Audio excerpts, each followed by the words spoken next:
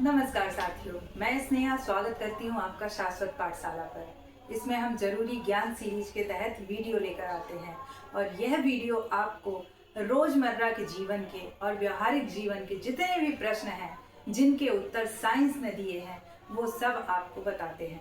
तो आइए आज कुछ ऐसा ही प्रश्न हमारे सामने है कि मृत सागर जिसको डेड सी भी कहा जाता है या जिसको फ्लोटिंग सी भी कहा जाता है, इसमें आखिर तैरते कैसे रह सकते हैं। डेड सी अर्थात मृत सागर यह पृथ्वी पर एशिया महाद्वीप में जॉर्डन और इजराइल जैसे देशों के मध्य में स्थित है।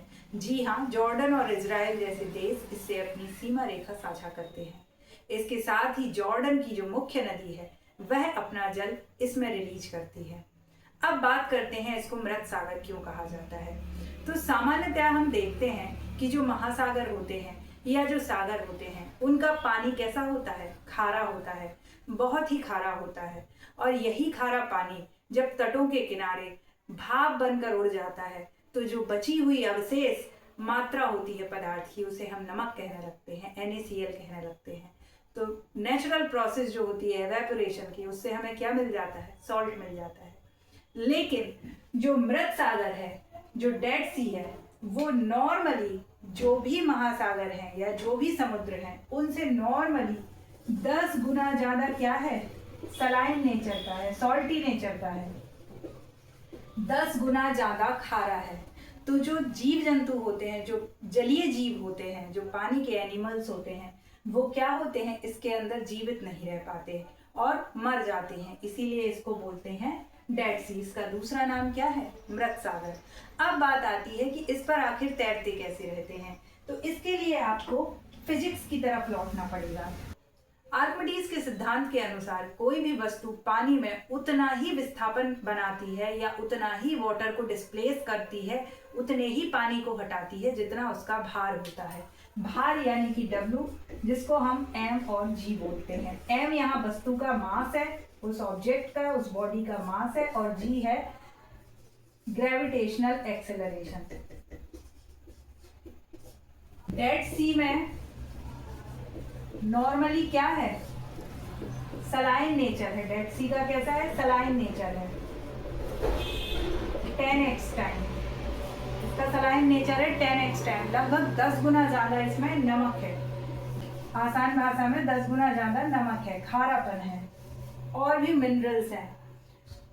तो इसका जो पानी है, इसका जो पानी है वो कैसा है, डेंस है। डेंस का मतलब हुआ इसकी जो घनत्व है वो काफी ज्यादा है।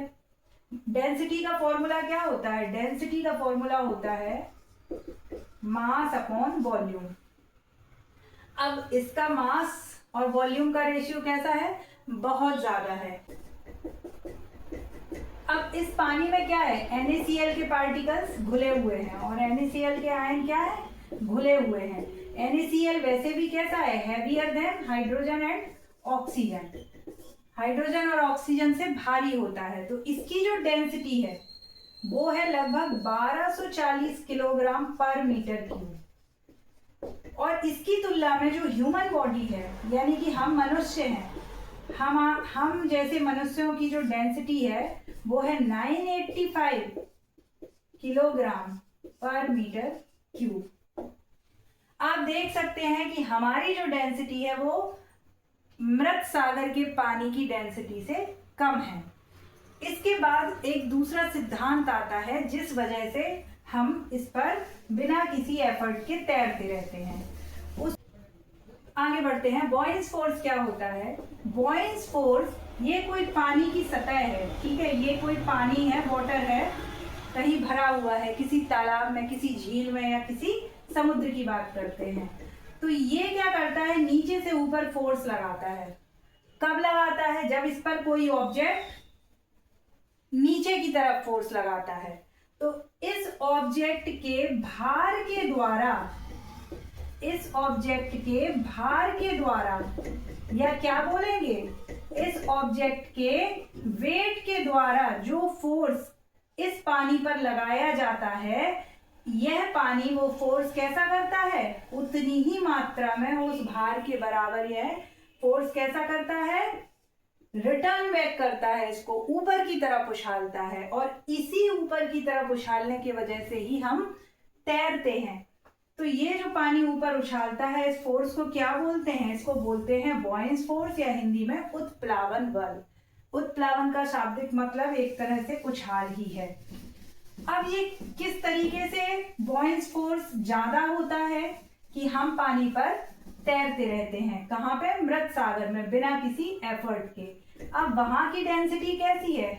इस सागर की जो डेंसिटी है वो हमारी डेंसिटी से कैसी है? ज्यादा है। ह्यूमन बॉडी की डेंसिटी से कैसी है? ज्यादा है। सॉरी, ऐसा करना है, ज्यादा है। हम जो फोर्स लगाते हैं उसकी तुलना में जो डेंसर सी है, मतलब हमसे ज्यादा जिसका घनत्व है, तो घनत्व के साथ उत्प्लावन बल की मात्रा कैसी है? बढ़ती है, समानुपाती होती है। यदि घनत्व ज्यादा है तो उत्प्लावन बल कैसा लगेगा? ज्यादा लगेगा। तो जो ज्यादा घनत्व की वस्तुएं होती हैं वो उन पर कैसा फोर्स लगेगा? कम लगेगा। इसलिए वो अक्सर कैसी होती हैं? डूब जाती हैं। लेकिन हमारा घनत्व कैसा है? कम है इसके तुलना में। तो यहाँ पर क्या हो रहा है? ये फोर्स कैसा लग रहा है? ज्यादा लग रहा है, तो हम यहाँ पर तैरते रहते हैं। यदि ये फोर्स कैसा हो जाए? कम लगे, मतलब ये नीचे से ऊपर उछालने वाला फोर्स जो है, जिसको हम बॉयंस फोर्स बोलते हैं या उत्प्लावन बल बोलते हैं, यदि ये कम लगे, ठीक है, उत्प्लावन बल ये कम लगे, तो क्या होगा? ये हम डूब जाएंगे। और यदि ये ज्यादा लगे तो ये क्या? ऊपर उठा के, उछाला हुआ है तो ऊपर उठा के रखेंगे। इसलिए इस समुद्र में क्या होता है? हम तैरते रहते हैं।